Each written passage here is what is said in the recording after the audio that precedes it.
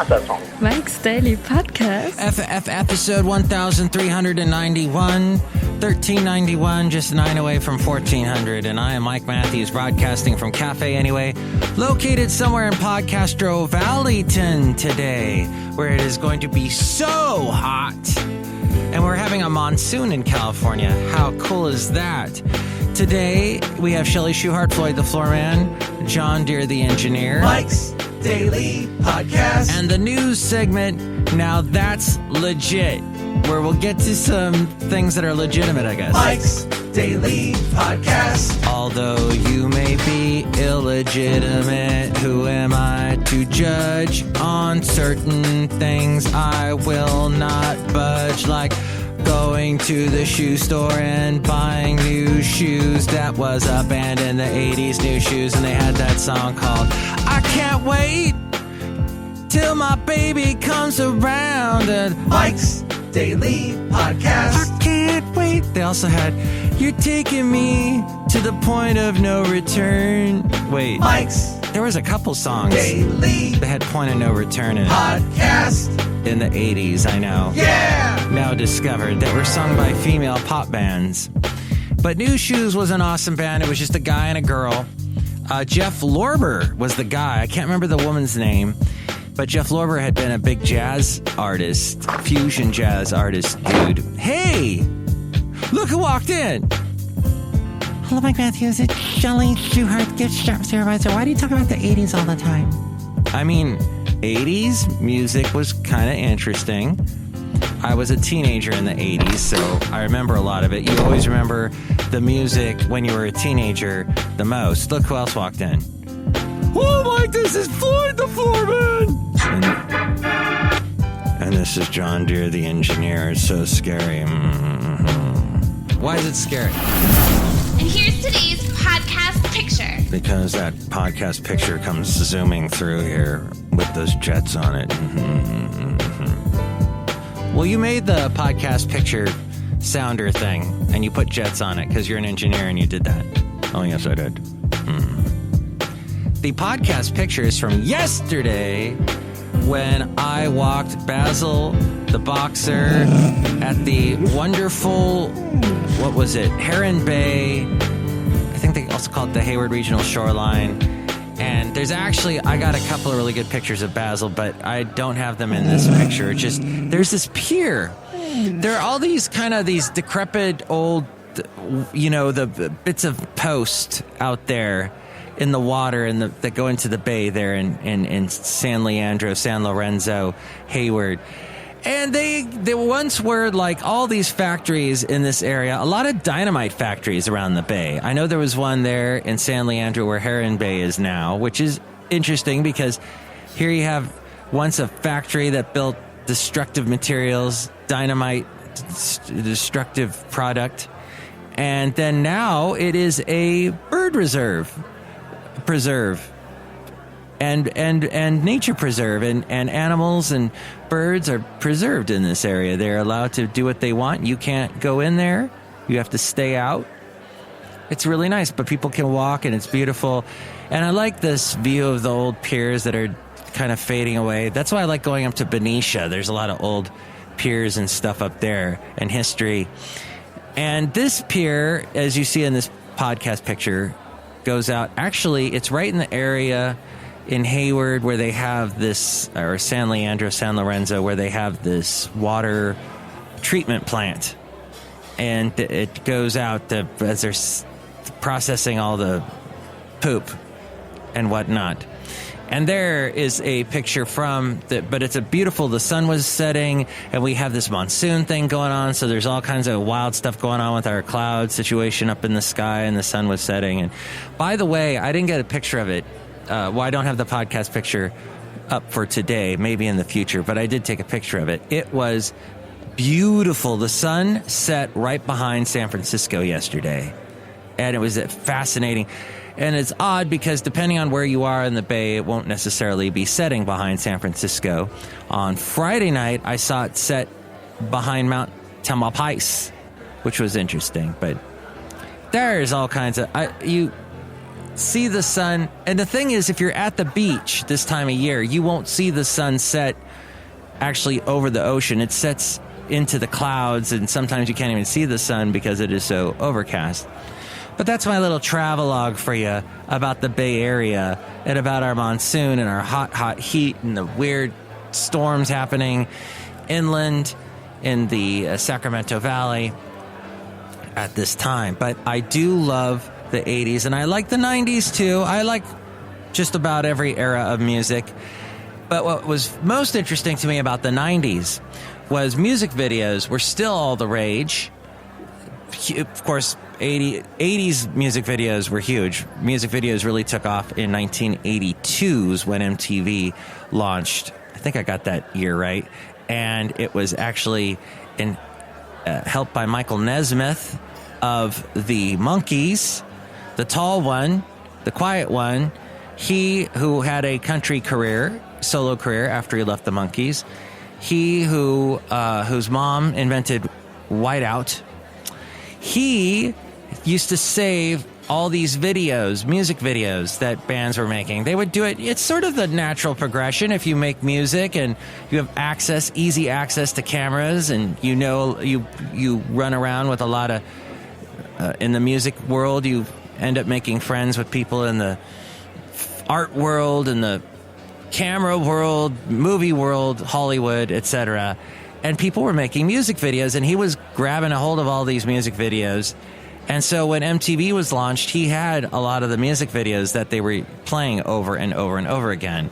And the Buggles, Video Killed the Radio Star, becoming this huge music video in the early days.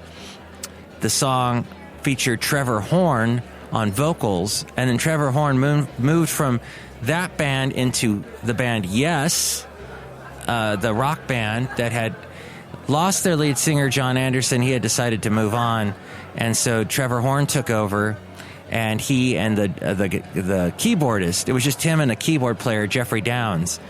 They played in this band, the Buggles, and then they both moved on to Yes. They were in the band Yes for one album called Drama, and then there was a guy named Trevor Rabin from South Africa who had become a huge pop star in South Africa. He was like this guy. He was a rocker. He was sort of a Rick Springfield, good-looking guy. If you know who Rick Springfield is, if you were alive in the 80s, you know who Rick Springfield is. And he was this pop rock artist out in Australia, but he wanted to make his move into rock music in England. And he met up with several of the members of Yes. There was Chris Squire, the bass player of Yes, the recently departed Chris Squire. And there was who was the drummer? Alan White and a couple other guys, and said, hey, let's create a band called Cinema. And they were working on music, and they had this song, Owner of a Lonely Heart, dun dun, owner of a broken heart. And they wrote and made this whole album, and they got Trevor Horn, who was of the Buggles and recently of Yes, to produce it. He said, hey, I like this sound, Trevor. He actually co-wrote the song Owner of a Lonely Heart with Trevor Rabin. So the two Trevors, Trevor Horn, Trevor Rabin.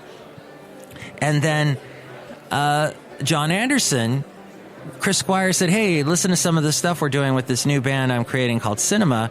And John Anderson goes, this sounds great. I want to sing on it. And Chris Squire's like, well, if you're on it and I'm on it, we're basically Yes. So they created the band Yes again.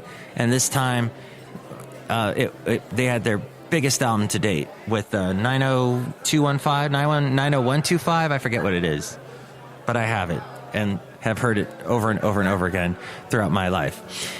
Now, what next happened with Trevor Horn, who produced that album, he produced all this other stuff. Frankie Goes to Hollywood. Relax, don't do it. That's Trevor Horn. And look him up on YouTube and listen to his interviews, because it's really interesting to hear sonically how he thinks. He created one of the first, what was it called? Not the Buffalo Soldiers, but something like that. That was like a big rap album. He made a rap album with this artist who ended up dying pretty young in England. He was huge in England, but not really that big here. So there you go. I went on a little tangent, but what my point was, the 90s had music videos that really, they tried to make it look nice. 80s, usually the videos, well, there was a time in the late 80s that they started to get really fancy and Love Was a Battlefield with Pat Benatar, featured her doing some dancing. There was a lot of dancing involved, even with people that shouldn't be dancing, like Pat Benatar, who was more of a rocker.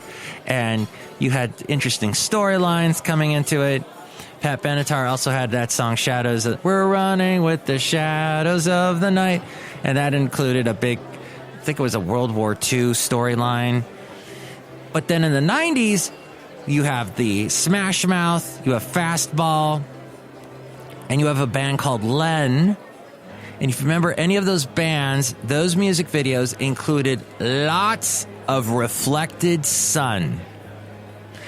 If you've done some filming, if you've done some photo work and you're outside, you know that sometimes, I don't know what they call it, it's this big reflector thing people get, and they use it to reflect the sun onto the subject, whoever it is, a person. And when you have sunglasses on and the sun is being bounced into your face, and you've got that high, is it contrast? You get that nice big bright white sunbursts going on in your picture. That was happening a lot in music videos.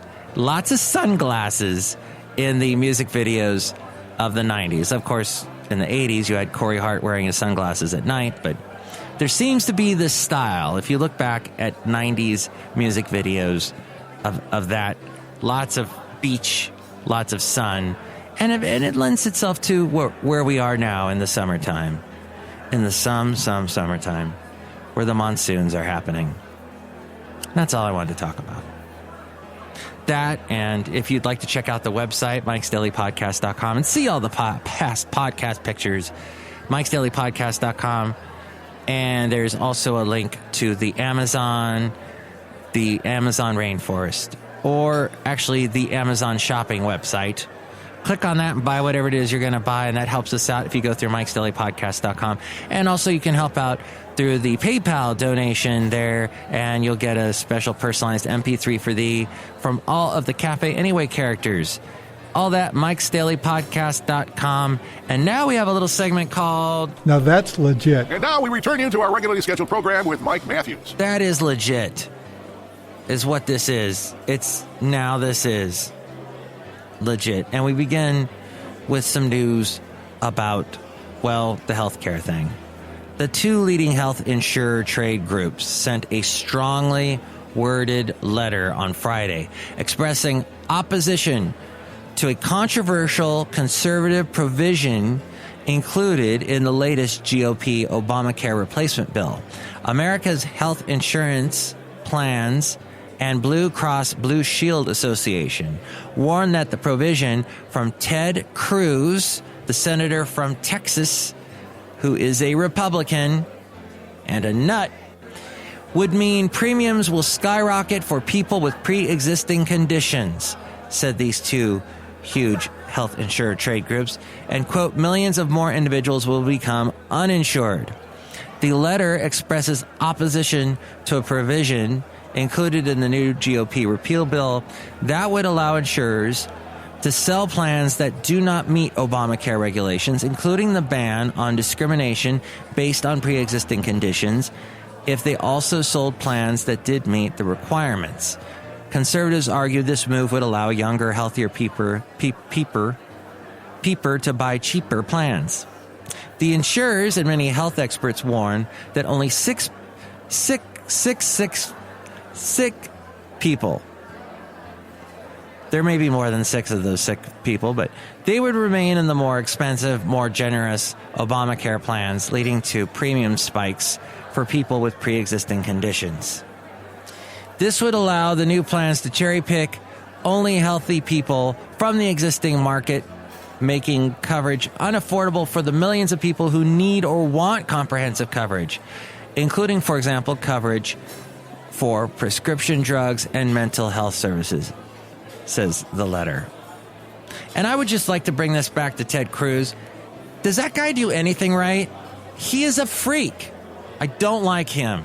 I'm so glad he didn't win the Republican ticket and get to be our president, because that guy scares me. There's something weird going on with him. Am I wrong? I might be wrong. You can let me know at 336-MM-DAILY. That's the phone number, 336-MM-DAILY. And if you like Ted Cruz, tell me why. But seriously, what's happening with that dude? And he's younger than me. I don't get that either. The Senate will delay votes on a bill to dismantle the Affordable Care Act because of John McCain. Wait, what? Oh, yeah. So we'll get into this in a moment, but Mitch McConnell announced last night there's a new obstacle to winning enough support for one of Republicans' most cherished goals. He said the Senate would defer consideration of the bill scheduled for this week because John McCain, the senator from Arizona, will be absent, recovering from surgery that he had on Friday to remove a blood clot from above his left eye. John McCain is indestructible. This dude has been through a lot. And now a blood clot has been removed from above his left eye. Yeesh. Well, McConnell has said that he wanted to begin debate on the bill and pass it this week using special fast-track procedures, but without McCain, Senate Republicans would not have the votes they need to take up or pass their bill to repeal and replace major provisions of the Health Care Act. It was unclear how long the delay will be. The leader has not announced a date for the Senate to take up the legislation, said an aide to Mr. McConnell. Then let us look at a Hyperloop. What the hell's a Hyperloop? Hyperloop 1 this week announced that it completed the first full-scale test of its high-speed transportation system, a move the company hailed as the burgeoning technology's Kitty Hawk moment. The test vehicle only reached 70 miles per hour, a tenth of the company's eventual target speed. But the firm felt assured enough to set another phase of testing for later this year when they hope to reach 250 miles per hour. Eventually, the system could reach a top speed of 700 miles per hour, nearly the speed of sound. The Hyperloop's potential velocity has helped it captivate the public's imagination ever since Tesla and SpaceX and dreamy CEO Elon Musk popularized the concept back in 2012, that long ago. But the proposed system, a sort of high-speed train that uses aerodynamic pods propelled through a vacuum cylinder, is not just about speed. It's about changing how we think about moving people and cargo, which is a $1.48 trillion industry in the United States alone. Musk has it as an open-sourced, or he has open-sourced the idea. The implications tie back to the founding vision that we've had of turning cities into metro stops, changing the meaning of where you live and where you work, unlocking economic opportunity in areas that might be currently locked away by a lack of infrastructure or lack of transportation solutions. Hyperloop One co-founder Shervin Pishavar said. Other companies like Hyperloop Transportation Technologies and Arrivo are working on their own designs. And this is all according to Fortune magazine. Speaking of Elon Musk, he was talking yesterday, and he warned bipartisan gathering of U.S. governors that government regulation of artificial intelligence is needed because it's a fundamental risk to the existence of human civilization, said Elon Musk. I caught a little bit of this on C-SPAN yesterday. But first, he asked for some governors to lift a different kind of regulation, state franchise dealership laws that ban the direct sale of his company's electric cars to consumers. Musk spoke broadly about solar energy, space travel, self-driving cars, and other emerging technology during a question and answer session at the conference in Rhode Island of the National Governors Association. A bunch of governors there. He also met privately with some governors, including Louisiana Democrat John Bel Edwards, who recently signed a law that Musk's Palo Alto, California-based company says blocks it from selling cars there. Edwards said Tesla asked for the one-on-one meeting with Musk, which was short. I just asked him to come down to Louisiana and sit down with the Louisiana Automobile Dealers Association and work out some sort of compromise, which they have successfully done in other states, said Edwards. Allowing manufacturer to consumer sales also came up in meetings between Musk and two other governors, Rhode Island Governor Gina Raimondo, she's cute, and Connecticut Governor Daniel P. Malloy. Representatives for the two Democrats confirmed they had private meetings with Musk, and the topic came up. Yes, he was talking all about the artificial intelligence and how it's just incredible. It's just accelerating how quickly artificial intelligence can learn and excel at things. He's really worried. And finally, our Facebook, your Facebook, my Facebook. I'm at facebook.com/MIKEs-DAILY-Podcast, by the way. For much of history, the only way to chronicle life was to write about it. Now, many of us take selfies on our smartphones to share on Facebook and create picturesque albums of our daily meals on Instagram, which then gets posted on Facebook. And as the mediums we use to recall and review the past change, so do our memories. Now, this is fascinating to me. I don't really look so much at my past. Oh, yeah, I guess I do. I look at my past Facebook pictures because Facebook has that memory thing now where they go, hey, this is what happened to you 5 years ago or 4 years ago. Here's your day in history. And you look back at it and you'll see comments underneath some of your posts. Comments by people that may be dead, comments from people that you may not talk to anymore because you had a falling out or you got a divorce or whatever. And it's fascinating because you're seeing a piece of your own history and you kind of think back, now, why did things change? How did things change? Are they changing for the better? Are they changing for the worse? What's happening in my life? What's going on? The unexamined life is not worth living. Daniel Schachter, a psychology professor at Harvard University, this according to Quartz, first established the effects of photographs on memories back in the 1990s. In one experiment, he showed that it was possible to implant false memories by showing subjects photos of an event they could have conceivably experienced, but they did not. In another, he found that not only did looking at photos boost the memory of that particular event, but also impaired memories of events that happened at the same time and were not featured in the photographs. The primary focus of Schachter's lab is on how memories relate to other cognitive abilities. His research has shown that weaknesses in our memory are positive attributes in allowing us to think meaningfully about the future. Wow. So when I look back at those pictures through my Picasa program that I downloaded onto my computer like almost 10 years ago, and I see pictures from 10 years ago, I'm actually sculpting, maybe in an adverse way, my own history and my own life. Maybe I shouldn't look at my pictures at all. No. I'm going to keep looking at them. It's fun. You know what? That's an interesting. Here's how I feel about that. I think you really you should look at pictures from your past, and I think it can't really block out things. I think it only unlocks other things that happened. If you look back at a particular day, let's say from a wedding. I was looking back at pictures of a wedding that happened 5 years ago, almost 5 years ago to the date. And I remembered it was unlocking all kinds of things that happened. There was this really hot bridesmaid that was there that I talked to, etc. And, I had blocked all that, partially because I was married at the time. And I was like, oop, I can't talk to this hot bridesmaid because I'm married and my wife will get jealous.